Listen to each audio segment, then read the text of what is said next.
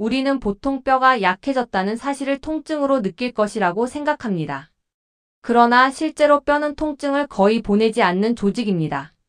뼈 내부에서 밀도가 감소하고 구조가 약해지는 과정은 매우 조용하게 진행됩니다. 그래서 많은 경우 문제를 인식하는 순간은 이미 골절이 발생한 이후이거나 검사에서 우연히 발견된 이후입니다. 하지만 몸은 그 이전부터 작은 신호들을 보내고 있습니다. 그 신호를 알아차리면 골밀도 관리의 시작 시점을 훨씬 앞당길 수 있습니다. 가장 먼저 나타나는 변화 중 하나는 자세 변화입니다. 예전보다 어깨가 앞으로 말리고 등이 약간 굽는 느낌이 들 수 있습니다. 이것은 단순한 자세 습관 변화가 아니라 척추를 지지하는 근육과 뼈 구조 변화가 함께 진행되고 있다는 신호일 수 있습니다. 척추뼈의 미세한 압박 변화가 누적되면 자세 균형이 달라질 수 있습니다. 두 번째는 키 변화입니다. 하루 동안의 키 변화는 정상적이지만 장기적으로 키가 조금씩 줄어드는 느낌이 들 수 있습니다. 척추뼈 사이 공간과 구조 변화가 원인이 될 수 있습니다. 많은 사람들이 이 변화를 나이 때문이라고 생각하고 넘어가지만 골밀도 감소와 관련이 있을 가능성도 있습니다. 세 번째는 허리 피로감입니다. 특별한 원인이 없는데도 허리가 쉽게 피로해지고 오래 서 있거나 걸을 때 불편감이 나타날 수 있습니다. 척추를 지지하는 구조가 약해지면 근육이 더 많은 부담을 떠안게 되고 피로가 증가할 수 있습니다.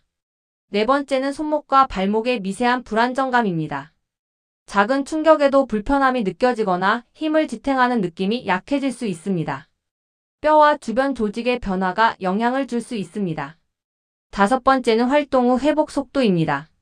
충격이 가해지는 활동을 한 후 회복이 늦어지는 느낌이 들 수 있습니다. 뼈는 지속적으로 재형성과 흡수를 반복하는 조직입니다. 회복 속도 변화는 내부 환경 변화의 신호일 수 있습니다. 여섯 번째는 근육과 함께 나타나는 변화입니다. 근육이 줄어들면 뼈에 전달되는 자극도 감소합니다. 뼈는 자극에 반응하여 밀도를 유지합니다. 근육 활동이 줄어들면 뼈 유지 신호도 약해질 수 있습니다. 일곱 번째는 균형 능력 변화입니다. 균형이 흔들리기 시작하면 낙상 위험이 증가하고 낙상은 골절 위험으로 이어질 수 있습니다. 골밀도 감소와 균형 저하는 서로 영향을 주고받을 수 있습니다. 여덟 번째는 체중 변화입니다. 체중이 갑자기 감소하면 뼈에 전달되는 하중 자극도 줄어들 수 있습니다. 뼈는 일정한 하중 자극을 필요로 합니다. 체중 감소가 항상 좋은 변화만은 아닐 수 있습니다. 뼈는 살아있는 조직입니다. 지속적으로 재형성과 흡수를 반복합니다. 이 과정은 나이가 들면서 속도가 변할 수 있지만 완전히 멈추지는 않습니다. 즉, 관리 시점에 따라 충분히 영향을 줄 수 있습니다. 많은 사람들이 골밀도 관리가 특정 연령 이후에만 필요한 것이라고 생각합니다.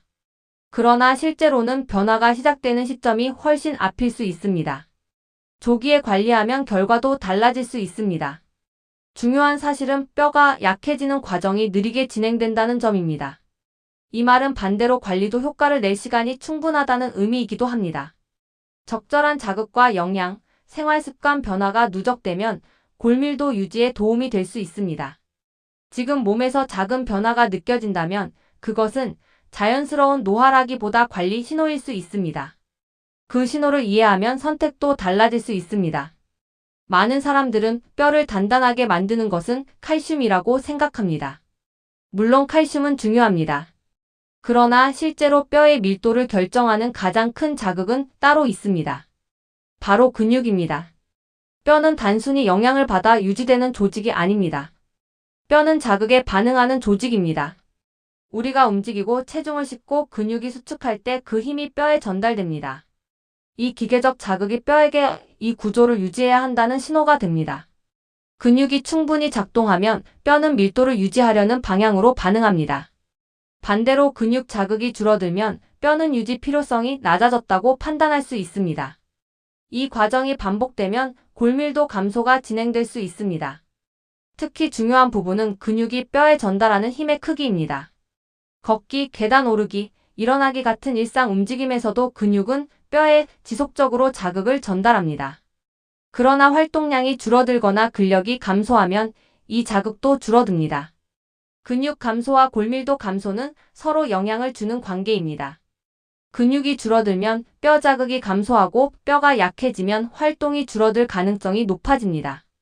활동 감소는 다시 근육 감소를 가속합니다. 이것은 매우 흔한 악순환 구조입니다. 고관절과 척추는 특히 근육 영향이 큰 부위입니다. 엉덩이 근육과 허리 주변 근육이 충분히 작동하면 체중 부하 자극이 효과적으로 전달됩니다. 그러나 근육이 약해지면 이 자극이 줄어들고 골밀도 유지 신호도 약해질 수 있습니다. 또 하나 중요한 요소는 충격 자극입니다. 빠르게 걷거나 방향을 바꿀 때 발생하는 미세 충격은 뼈 형성 자극을 강화할 수 있습니다. 반대로 매우 느린 움직임이나 활동 부족은 자극 강도가 충분하지 않을 수 있습니다. 근육은 단순히 힘을 전달하는 역할만 하는 것이 아닙니다. 근육 활동은 호르몬 반응과도 연결됩니다. 운동 중 분비되는 다양한 신호 물질은 뼈 형성 과정에 영향을 줄 수 있습니다.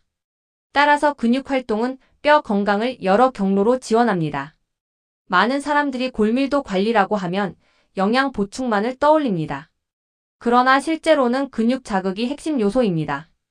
영양은 재료를 제공하고 근육 자극은 사용 신호를 제공합니다. 두 가지가 함께 작용해야 효과가 나타납니다. 나이가 들수록 근육 감소 속도가 빨라질 수 있습니다. 따라서 의도적인 근력 자극이 더 중요해집니다. 작은 근력 운동이라도 지속하면 뼈 자극 유지에 도움이 됩니다. 근육은 나이에 관계없이 자극에 반응합니다. 60대 이후에도 근력 증가가 가능하다는 연구는 많습니다. 근육이 증가하면 뼈 자극도 증가합니다. 이 연결 구조를 이해하면 관리 방향이 명확해집니다. 지금 근육이 예전보다 줄어든 느낌이 든다면 그것은 단순한 체력 문제가 아니라 뼈 건강 신호일 수도 있습니다. 이 신호를 이해하면 선택이 달라질 수 있습니다. 뼈 건강을 이야기할 때 많은 사람들이 칼슘과 운동을 먼저 떠올립니다. 그러나 뼈를 유지하고 변화시키는 과정에는 또 하나의 중요한 요소가 있습니다. 바로 호르몬입니다. 뼈는 고정된 구조가 아니라 끊임없이 재형성과 흡수를 반복하는 살아있는 조직입니다. 이 과정의 속도와 균형을 조절하는 데 호르몬이 큰 역할을 합니다. 호르몬 환경이 변하면 뼈의 재형성 속도도 함께 달라질 수 있습니다. 가장 대표적인 예가 여성의 에스트로겐 변화입니다. 에스트로겐은 단순히 생식 기능과 관련된 호르몬이 아니라 뼈를 보호하는 역할도 합니다. 이 호르몬은 뼈 흡수 속도를 억제하고 구조를 유지하는 데 관여합니다. 폐경 이후 에스트로겐이 감소하면 뼈 흡수 속도가 상대적으로 빨라질 수 있습니다. 이 변화는 비교적 짧은 기간 안에도 골밀도 감소로 이어질 수 있습니다. 남성도 예외는 아닙니다. 남성의 경우 테스토스테론 변화가 뼈 건강에 영향을 줄 수 있습니다. 테스토스테론은 근육 유지뿐 아니라 뼈 형성 과정에도 관여합니다. 중년 이후 호르몬 환경 변화가 근육 감소와 함께 나타나면 뼈 자극도 줄어들 수 있습니다. 성장 호르몬 역시 중요한 역할을 합니다. 성장 호르몬은 어린 시절뿐 아니라 성인 이후에도 조직 재생과 회복 과정에 관여합니다.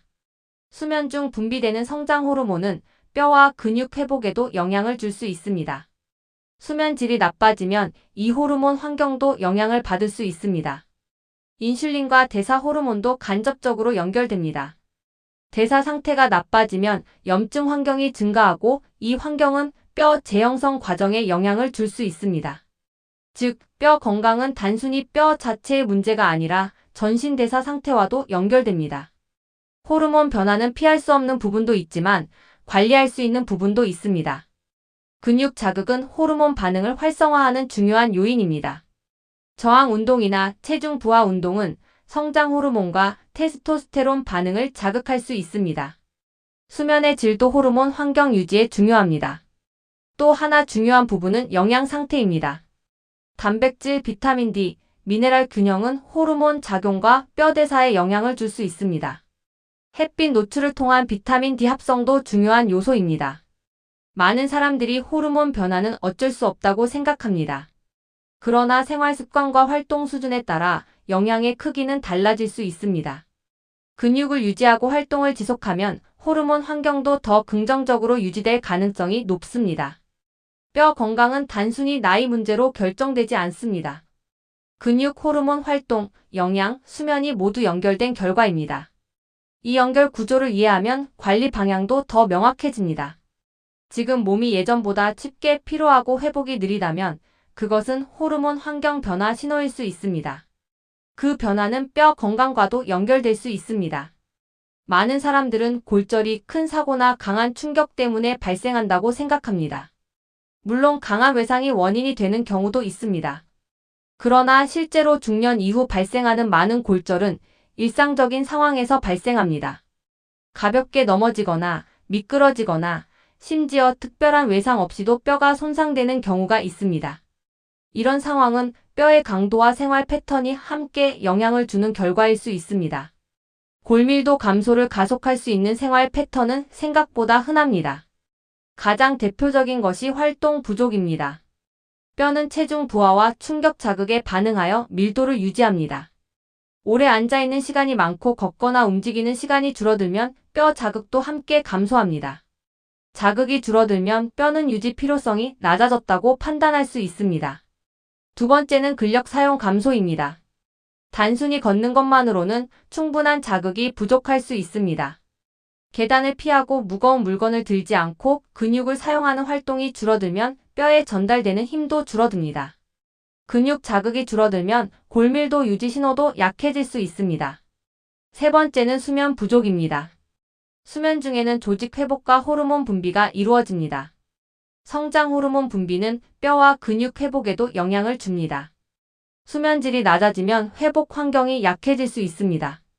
네 번째는 영양 불균형입니다. 칼슘뿐 아니라 단백질, 비타민 D, 마그네슘과 같은 영양 요소가 부족하면 뼈 재형성 과정에 영향을 줄 수 있습니다. 특히 단백질 섭취 부족은 근육 감소와 함께 뼈 자극 감소로 이어질 수 있습니다. 다섯 번째는 과도한 체중 감소입니다. 체중이 급격히 줄어들면 뼈에 전달되는 하중 자극도 감소합니다. 일정 수준의 체중 부하는 뼈 유지에 도움이 됩니다. 지나친 다이어트는 골밀도 감소 위험을 높일 수 있습니다. 여섯 번째는 흡연과 과도한 음주입니다. 이러한 습관은 뼈 대사와 호르몬 환경에 부정적인 영향을 줄 수 있습니다. 장기적으로 골밀도 감소 위험을 증가시킬 수 있습니다. 일곱 번째는 햇빛 노출 부족입니다. 비타민 D는 칼슘 흡수와 뼈 대사에 중요한 역할을 합니다. 실내 생활이 많고 햇빛 노출이 부족하면 비타민 D 수준이 낮아질 수 있습니다. 여덟 번째는 낙상 위험 환경입니다. 집안의 미끄러운 바닥, 어두운 조명, 장애물은 낙상 가능성을 높입니다. 뼈가 약해진 상태에서 낙상은 골절 위험으로 이어질 수 있습니다. 환경 관리도 중요한 예방 요소입니다. 아홉 번째는 균형 능력 감소입니다. 균형이 흔들리면 넘어질 가능성이 높아지고 낙상은 골절 위험으로 이어집니다. 근육과 신경계 기능 저하는 낙상 위험을 증가시킬 수 있습니다. 골절 위험은 단순히 뼈 강도만으로 결정되지 않습니다. 생활 습관, 근육 상태, 균형 능력, 환경 요인이 모두 영향을 줍니다. 이 요소들이 함께 작용할 때 위험이 커질 수 있습니다. 많은 사람들이 골밀도 관리를 특정 시점 이후에 시작하려고 합니다. 그러나 생활 패턴은 그 이전부터 영향을 줍니다. 지금의 선택이 몇 년 뒤 결과를 만들 수 있습니다. 지금 활동량이 줄어들고 햇빛 노출이 적고 근육 사용이 부족하다면 그것은 관리 신호일 수 있습니다. 작은 변화가 누적되면 큰 차이를 만들 수 있습니다. 이제 우리는 알고 있습니다. 뼈는 고정된 구조물이 아니라 자극에 반응하는 살아있는 조직이라는 것을. 근육, 호르몬, 활동 수준, 영양, 생활 습관이 모두 연결되어 골밀도에 영향을 줍니다. 그렇다면 가장 중요한 질문이 남습니다. 어떻게 하면 골밀도를 유지하고 가능한 범위 안에서 회복 방향으로 만들 수 있을까? 골밀도 관리의 핵심은 단순합니다.